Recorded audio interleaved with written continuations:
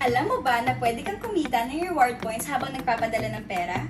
Depende sa halaga ang iyong padala. Ang remittance fee ay maaaring mula 400 yen hanggang maximum na 1,480 yen. Sa bawat padala, may 10% ng remittance fee mo ang magiging reward points.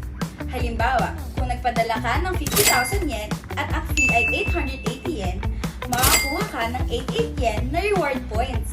Kapag umabot sa max fee na 1,480, makakakuha ka ng hanggang 148 na points. Ang 1 point ay katumbas ng 1 yen, maaaring gamitin ito para madagdagan ang remittance mo.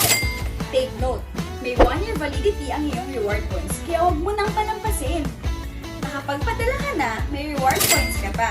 Habang tumutulong ka sa pamilya mo, may dagdag benepisyo ka na rin. Kaya padala na para may puntos na.